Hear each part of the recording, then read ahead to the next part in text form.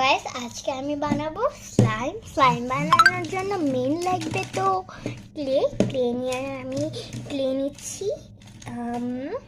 Pink one, red one and baby pink. Baby pink. Okay, এই তিনটা নিচ্ছি আমি, এগুলো রাখি। এবার আমরা এগুলো বের করে এই যে আমি খুলে নিয়েছি, এবার হাত দিয়ে বের করে নেব। অনেক সফট ক্লেগুলো। এই যে আমি কিন্তু বের করে নিয়েছি।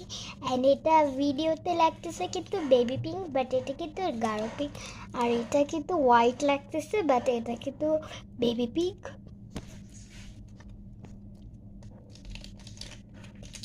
এটাও আমি নিয়ে নিয়েছি। এবার রেডটার পালা। ওয়াও, এটা চাপ দিলেই ফেটে গেছে। এই যে আমি কিন্তু সব বের করে নিয়েছি। এবার এটা একটু হার্ড, এটা সফট, এটা বেশি সফট সব থেকে। এবার মিক্স করে নেব। একটা কিউট রানী কালার চলে এসছে, এটাকে অনেক কিউট লাগতেছে কালারটা।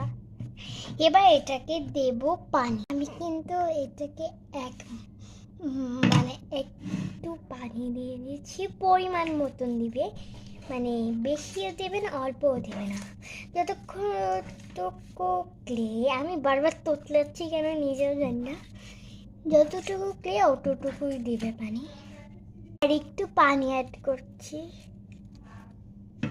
মনে হবে যে এটা হবে না, এটা ফেক, বাট রিয়েলি লাস্ট পর্যন্ত দেখো অনেক ভালোভাবে স্লাইমটা হবে। তো ভালোভাবে মিক্স করে দিতে হবে। দেখো স্টিকি হয়েছে। আমার যা মনে হয় আর একটু পানি দেওয়া লাগবে। এই যে আমি একটু কম দিচ্ছি পানি, কেন আবার বেশি দিয়ে দিও না, আবার অনেক পানি হয়ে যাবে অ্যান্ড হবে না। অ্যান্ড দেখো এখন একটু স্টিকি কম হয়েছে, পানি হয়েছে। এবার এটার ভিতরে অ্যাড করবো সাবানের ফেনা। দ্বারা এটা কিন্তু অনেক বড় হয়ে গেছে এখন। এবার আমি একটু করে সাবানের ফেনা দেব।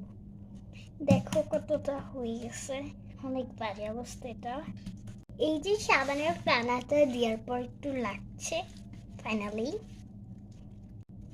এই যে দেখো কত সুন্দর হচ্ছে, আর কালারটাও কিন্তু অনেক সুন্দর। ওয়াও, অনেক ভালোভাবে হচ্ছে জিনিসটা। আমি কিন্তু সাবানের ফেনা না, আমি কিন্তু সাবানের যে পানিটা ধুলে যে বেরোয় ওটা দিচ্ছি।